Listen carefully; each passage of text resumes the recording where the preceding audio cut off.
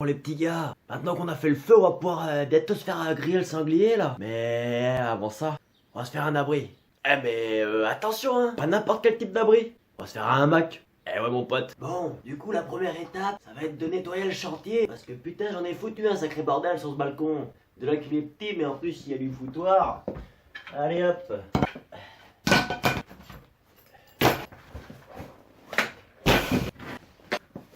Complet. Eh, ça c'est précieux. Je le lance pas. Je le pose.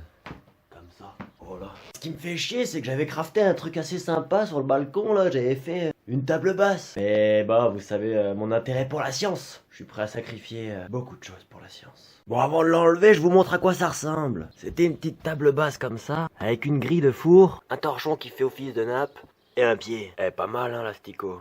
Ah d'ailleurs, si tu te demandes ce que je suis en train de miauler depuis tout à l'heure, c'est peut-être que t'as raté l'épisode 1. À la base, je suis parti en randonnée sur mon balcon.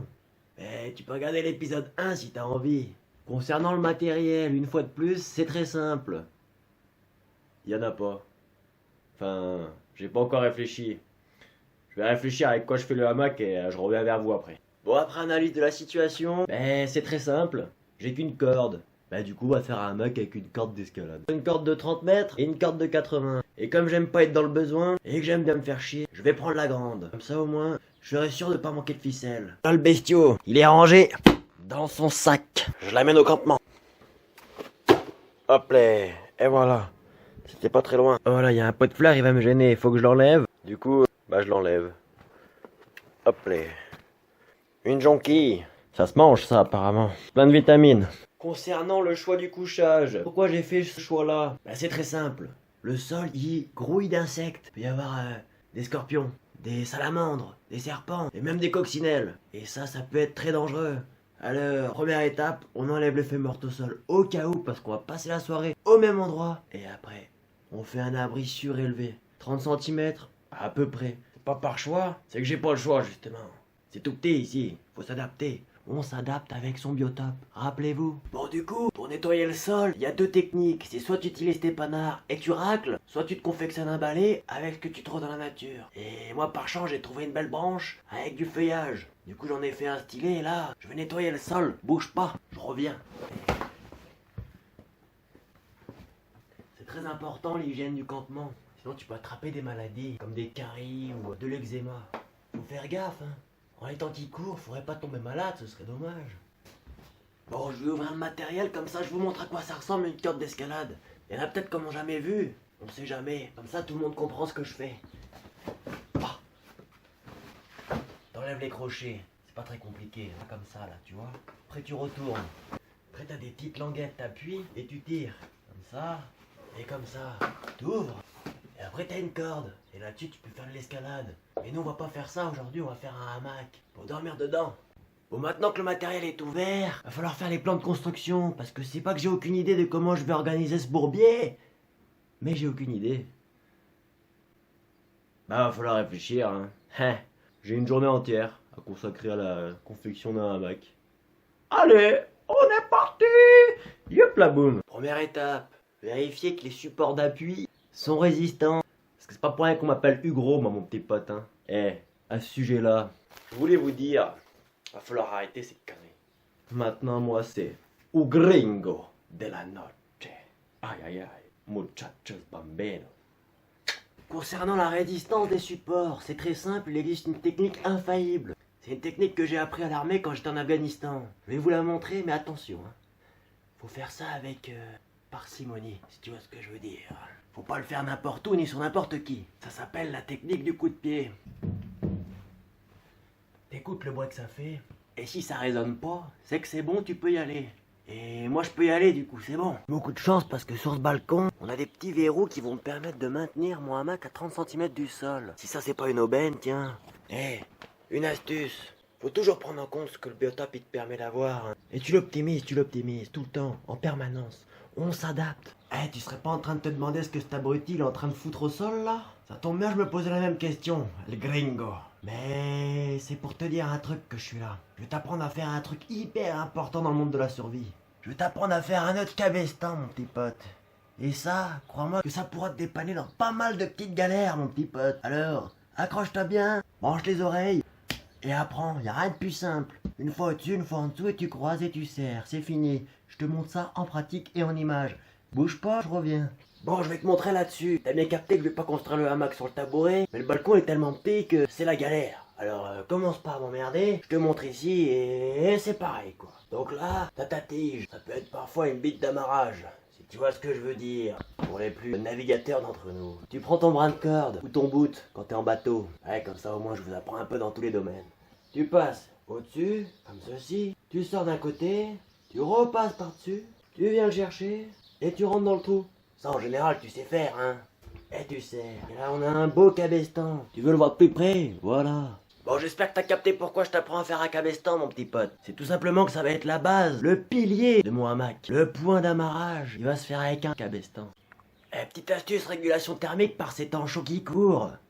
L'être humain, c'est comme le chien. Il a une zone où il évacue toute la chaleur corporelle. Et chez nous, c'est le téton. Donc la technique, tu prends des débardeur et tu fais sortir le téton. Bon, si jamais t'as pas bien compris la technique pour le cabestan, il y en a une autre. Je te la montre, bouge pas. Tu vas faire une oreille de Mickey dans un sens, une oreille de Mickey dans l'autre, et tu rabats. Ah non, c'est pour ça que je me suis trompé. Attends, je révise la technique, je la connais pas bien en fait. J'utilise jamais. Une oreille dans un sens, une oreille dans l'autre, et tu rabats. Ah, là, comme ça. Bah j'espère que t'as compris, je la refais pas. Hop, et tu serres. Bah t'inquiète pas finalement gringo, je vais t'aider. Je vais la refaire. Donc, on reprend. Tu fais une oreille de Mickey dans un sens. Tu fais une oreille de Mickey dans l'autre sens. Comme ça. Tu te retrouves avec deux oreilles de Mickey. Il y en a une avec le brin devant, une avec le brin derrière. Et tu les ramènes là. Et tu passes la tige ou la bite d'amarrage, rappelle-toi, dedans. Et tu serres. Et là, la bestiole elle bouge plus. Elle est sur le dos comme on dit. Bon maintenant la partie tuto c'est fini. C'est la partie improvisation qui va faire le devant. On y va, je vais faire un sacré sac de nœuds et on va voir si ça tient. Après je vais essayer de m'allonger dessus. Et puis, si ça tient pas, ça tient pas quoi. Il y a un moment, c'est pas pour rien que je me suis mis à 30 cm du sol. C'est pas parce que les insectes ils sont dangereux, il y en a pas sur le balcon. C'est juste pour pas me casser la margoulette. Et ouais mon pote, astucieux hein. Eh mon gars, c'est le moment de la minute promo pour les sponsors, t'as capté mon pote. Et du coup t'as compris, moi en ce moment j'ai pas mal de tournages et tout. Et la cam elle est overbookée quoi. Elle a même pas le temps de charger. Et du coup bah j'ai acheté une petite batterie solaire. Tu l'as vu dans le setup de la vidéo d'avant normalement. Et du coup bah là c'est pratique parce que je te parle, et en même temps le téléphone il charge. La batterie elle se charge avec le soleil.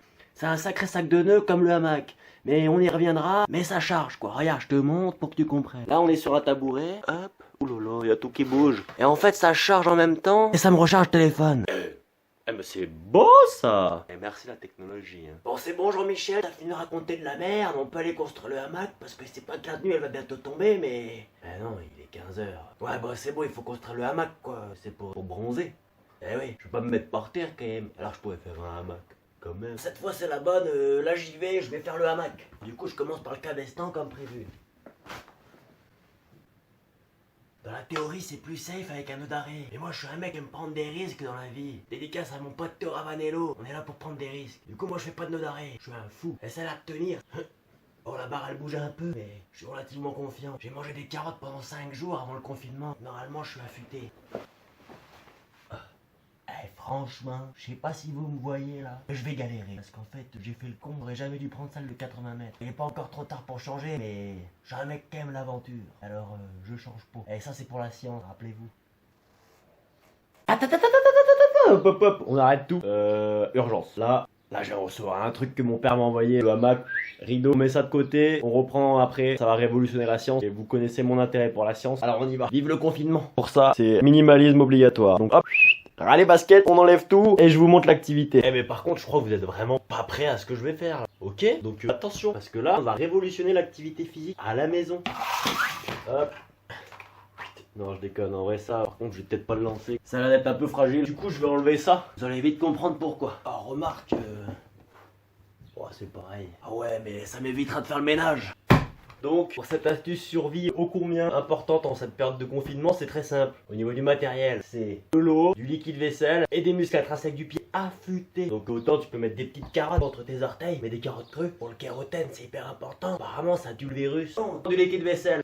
Hop, un verre d'eau avec de la flotte. Et si tu veux, tu peux mettre de la vodka. Mais moi, ce sera pour ce soir, c'est pas pour tout de suite. Soyez patient. Tu mets un coup de liquide vaisselle par terre. Eh, faut pas en gaspiller parce que après je pourrais plus faire la vaisselle pendant le confinement. Mais bon, j'y vais avec parcimonie. Hein. Après, un coup de flotte, un soupçon pas plus. Sinon ça déborde. Tu touilles. Hop là. Et attention, c'est là que ça commence.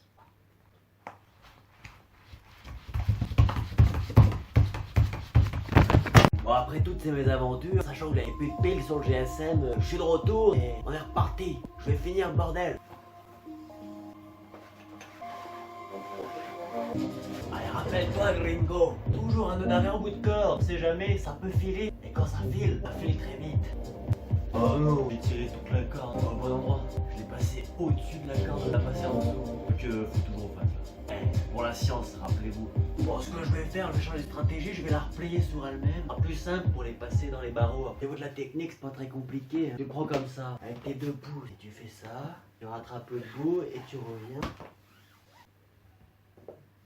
Sacré sac de nœuds cette histoire. Sapristi. 1000 sabords de 1000 sabords. Je touche au bout. Enfin, je touche du bout, je veux dire. Enfin, t'as compris quoi. Ça va, c'était une blague. Et. Mollet. Comme l'œuf. On arrête. Ça passe pas entre les barreaux. Rappelez-vous, hein, pour la science.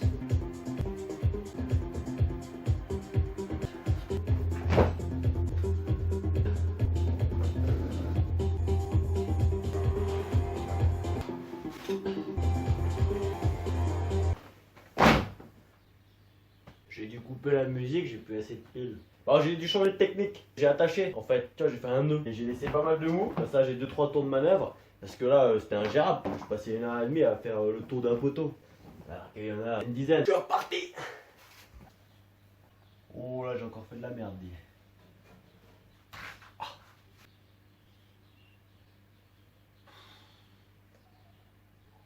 C'est un sacré bourbier cette histoire là. Oh. Je me suis éclaté le crâne là.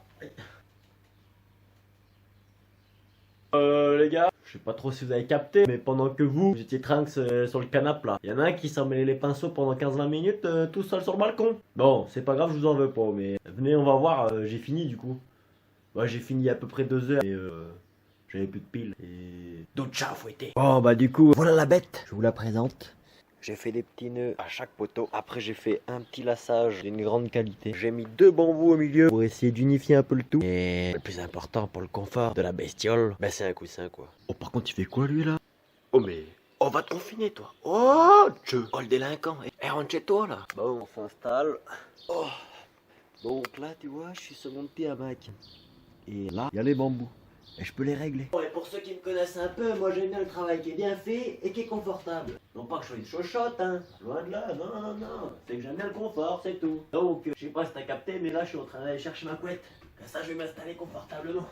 Hop, hop. J'ai même un traversin pour femme enceinte. Je vais l'installer dans le bivouac. Hop. Et après, vous savez quoi? Je crois bien que c'est l'heure de rincer le cochon. Je répète, c'est l'heure de rincer le cochon. Alors on y va. Oh, wow. Calme-toi, chiquito. J'ai failli me casser la margoulette dans l'escalier. Habituellement, moi qui aime bien les droits dans le pentu, bah là, ça va être dangereux, quoi. Et je vous le rappelle, c'est pas le moment de se blesser, quoi. Ah, faut être prudent, hein. Comment ça va se passer, cette histoire? C'est très simple. La couette, je la pose dessus. Après, je prends le traversin, je le pose dessus. Et après, je prends la bestiole que je suis et je la pose dessus. Ok, t'as suivi? On y va, c'est parti. Bouge pas, ça va aller très vite. J'aurais mis je sais pas combien de temps à faire ce truc, mais c'est confortable. Hein. Puis l'avantage, hein, comme je le disais, c'est que là, tous les insectes ils peuvent pas m'attaquer. Je suis hors d'atteinte, je suis en hauteur. Bon, bah comme je disais, ça va être l'air de rincer le cochon. Si t'as pas la référence, bah c'est encore que t'as oublié de regarder l'épisode 1. Mais bon, ça c'est pas mon problème. Alors bouge pas, t'es un peu bancal, mais t'inquiète pas, ça devrait tenir. La rince cochon. Oh, c'est loin. Je suis de retour. On a quoi? Oh, tombe pas, reste ici. On a le rebière. Et on a le cochon à rincer. Que demande le peuple? Faites un petit réglage comme ça. Hop là. À la vôtre les potes. Eh, elle est pas belle la vie. C'est pas mal ce petit truc là. Comme ça, je commence l'apéro tout seul avant de faire l'apéro vision conférence qu'on a planifié à 20h avec mes potes. Astucieux. Et pour clôturer cette petite vidéo, petit tuto Comment dérincer un cochon une fois qu'il a été rincé? C'est très simple. Premièrement, allumer le robinet. Tu prends de l'eau, tu te le tartines, comme ça là. Hop. Voilà. Après, tu te fous d'éclat. Après, t'enlèves un peu tout ce foutoir là qui prend toute la place. Tu te débrouilles, tu fais comme tu peux. Là, il n'y a pas de consigne particulière. Ça, là. Il en reste encore, hein. Du coup, je continue à rincer le cochon au fur et à mesure. Hein. T'enlèves ça là. Puis une fois que t'as fait tout ça, tu prends la barre de traction et tu tractes. Le protocole il dit 10 fois, sans plus, sans moins.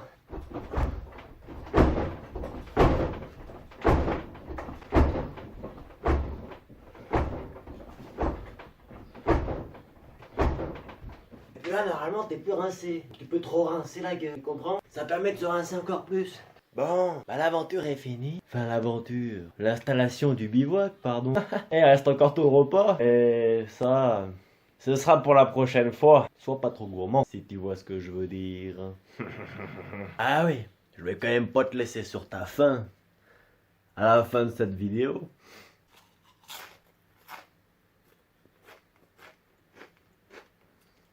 A plus mec. Bon confinement. Bon les petits potes, comme je vous avais dit, c'est l'heure de l'apéro. Ah, on est à l'apéro. Eh, oubliez pas, lâchez des pouces bleus. Hein. Pouces bleus en masse.